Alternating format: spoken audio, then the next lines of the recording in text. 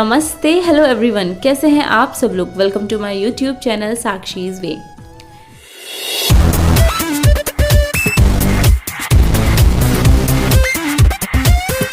Hello everyone, good morning. बज रहे हैं सुबह के 4 और आज मैं एक बहुत ही खास धाम जाने वाली हूँ, मनोना धाम श्री खाटू श्याम। जी हाँ, ये राजस्थान वाला नहीं है, ये बरेली के आंवला में पड़ता है। यहाँ आप कैसे पहुँच सकते हैं वो मैं आपको अपनी वीडियो के जरिए बता दूंगी कि आपको कैसे कैसे जाना है। और अगर आप खाटू श्याम के बारे में जानना चाहते हैं, उसकी मैंने फुल वीडियो बनाई है और उसका लिंक मैं आपको डिस्क्रिप्शन में दे दूंगी, आप चेक कर लीजिएगा। तो बने रहिएगा मेरे साथ, आज का ब्लॉग बहुत ही खास होने वाला है। तो चलिए चलते हैं, रेडी होते हैं और चलते हैं अपनी दरबार की तरफ, मिलते हैं। तो मैं रेडी हो चुकी हूँ मंदिर के लिए और अब हम चलेंगे। आप लोग इस वीडियो को छोड़कर कहीं मत जाइएगा, मेरे साथ बने रहिएगा क्योंकि हम जाने वाले हैं हारे का सहारा, बाबा खाटू श्याम हमारा। हम करते हैं घर की सारी लाइट्स ऑफ, घर को लगाते हैं ताला और निकल पड़ते हैं अपने सफ़र के लिए। हम होते हैं सफ़र के 4 साथी और हम करते हैं एक इलेक्ट्रिक रिक्शा जो पहुंचाता है हमें हमारे अगले स्टॉप पर। और हमारा अगला स्टॉप होता है बरेली जंक्शन, जहां से थी हमारी 4:55 की ट्रेन। और हमारी ट्रेन बिल्कुल तैयार होती है जाने के लिए, हम सवार हो जाते हैं ट्रेन में। तो मुझे ट्रेन का सफ़र सबसे अच्छा लगता है क्योंकि मंजिल कब आती है पता ही नहीं चलती और हमारा अगला स्टॉप यानी कि आंवला आ चुका होता है। यहाँ से हम करते हैं एक और इलेक्ट्रिक रिक्शा जिन्हें हम कहते हैं कि हमें मनोना धाम ले चलिए, और वो हमें ले चलते हैं। जिस रिक्शा में हम बैठे थे उसमें थी एक आंटी, जिनसे हमने पूछा कि वो कहाँ से आई हैं दर्शन के लिए। तो उन्होंने हमें बताया कि वो सीधा ग्वालियर से यहाँ आई हैं। सोचिए लोग कितनी दूर दूर से आते हैं दर्शन करने के लिए, और हम भी पहली बार जा रहे थे उनके दर्शन के लिए, तो हमें और भी ज़्यादा अच्छा लग रहा था। सुबह का समय है, 6:30 होने वाले हैं। मौसम में थोड़ी ठंडक है क्योंकि ठंड आ चुकी है। देखते ही देखते हम पहुंच जाते हैं मनोना धाम खाटू श्याम जी के द्वार पर, और ये है उनका दिव्य धनुष और 3 बाण। इसकी कथा मैं आपको सुना चुकी हूँ, इस वीडियो में नहीं, जो मैंने खाटू श्याम के ऊपर वीडियो बनाई थी उसमें। और अब हम यहाँ से जाएंगे पैदल। तो ये देखिए कितना सुंदर नज़ारा है। सूरज की लालिमा हल्की हल्की दिख रही है और आधी दुकानें खुल चुकी हैं, आधी दुकानें बंद हैं। तो हम चलते हैं वहाँ जहाँ से मिलेगा हमें प्रसाद। ये हैं प्रसाद वाले भैया जिन्होंने हमें दिया प्रसाद। और अब हम चलेंगे आगे। तो हमारे साथ जो हमारी नेबर थी उन्होंने हमें बताया था कि आप यहाँ सुबह 3 बजे आएँ, 4 बजे आएँ, या आप दिन में 12-1 बजे आएँ। यहाँ काफ़ी लंबी लाइन लगती है दर्शन के लिए। पर हम जब यहाँ पहुँचे तो हमें काफ़ी छोटी लाइन दिखी, और कुछ देर खड़े होने के बाद हमें पता चला कि ये लाइन गलत है। ये लाइन उनकी थी जो किसी दुख तकलीफ़ से गुज़र रहे थे, या कोई किसी परेशानी में था, या कोई बीमार था और उन्हें कहीं इससे निजात नहीं मिल रही थी, तो वो यहाँ आए थे। यहाँ पर बैठते हैं एक महंत, तो कहते हैं कि वो एक पानी की बोतल होती है, उस पर हाथ लगाते हैं और उस पानी को जो भी बीमार व्यक्ति होता है या दुखी व्यक्ति होता है वो पीता है तो उस पर असर होता है। अब ये कितना सच है वो मुझे नहीं पता, पर लोग इतनी दूर से आए हैं और वाकई में यहाँ पे काफ़ी भीड़ है इन लोगों की जो इस काम के लिए स्पेशली आए हैं। और ये देखने के बाद हम जाते हैं अब उस लाइन में जहाँ हमें होंगे दर्शन बाबा जी के। तो हम चलते हैं। ये काफ़ी बड़ा पंडाल है, काफ़ी बड़ा, और देखते ही देखते हम पहुँच जाते हैं पंडाल की तरफ। और अभी आई थिंक 3 लाइन है और चौथी लाइन हमारी लगेगी शायद। चलिए चलते हैं, देखते हैं। पर आप सोच सकते हैं कितना बड़ा पंडाल है, और मेरे ख्याल से देखते ही देखते ये पूरा भर जाएगा, और हो सकता है आधे लोग इसके बाहर भी आ जाएं।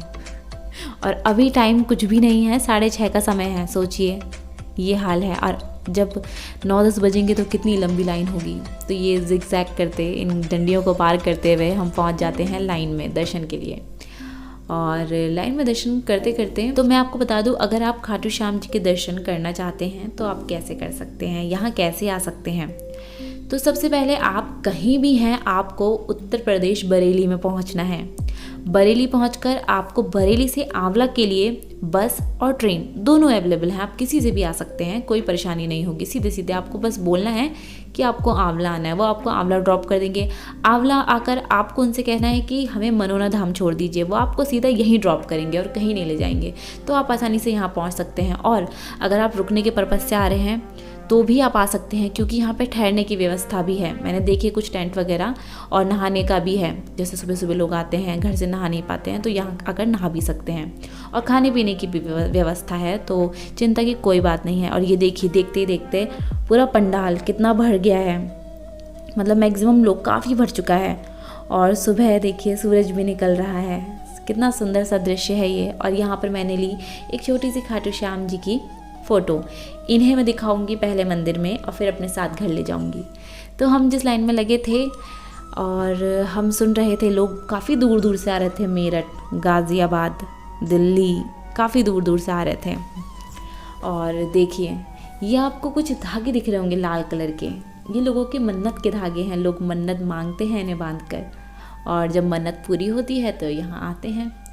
और काफ़ी लंबी लाइन है, तो हमारा बस नंबर आने ही वाला है। तो पहले तो मैं आई हूँ दर्शन के लिए, तो पहले मैं करूँगी दर्शन, उसके बाद मैं उनसे परमिशन लूँगी। अगर वो परमिशन देते हैं तो आप लोगों के लिए वीडियो ज़रूर बनाऊँगी। तो कोई भी नाराज़ मत होइएगा, क्योंकि पहला काम तो मेरा दर्शन करना ही है, जिनके लिए मैं आई हूँ।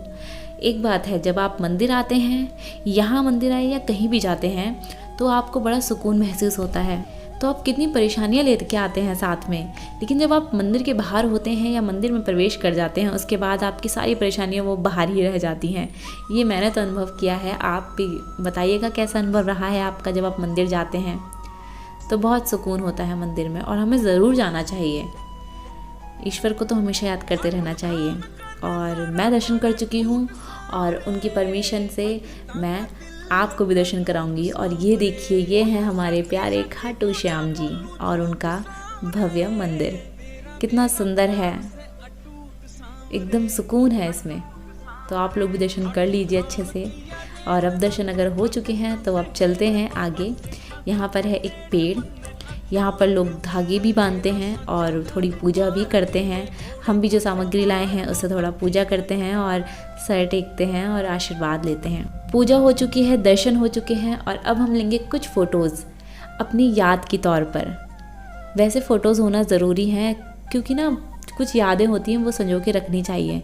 अब जो आँखों में बस गई हैं वो तो बस गई हैं, लेकिन कुछ साथ भी ले जाएंगे तो अच्छा लगेगा। तो कुछ फ़ोटोज़ हैं आपके साथ में शेयर कर रही हूँ, जो हमने ली है मंदिर के साथ। और बहुत ही अच्छा लगा यहाँ मंदिर में आके, मतलब सारे चिंता भूल गई, सब कुछ भूल गई। और मैं तो कुछ मांग भी नहीं पाती हूँ मंदिर में जाकर। घर से कोई सोच के भी आए ना कि हम ये मांगेंगे, वहाँ जाकर आप होते हैं बस देखते रहें बाबा को और बस मग्न हो जाएं उनमें ही। तो मेरी यात्रा और मेरा सफ़र तो बहुत ही खूबसूरत रहा। मेरे घर वालों को भी बहुत अच्छा लगा, जितने भी साथ में आए थे।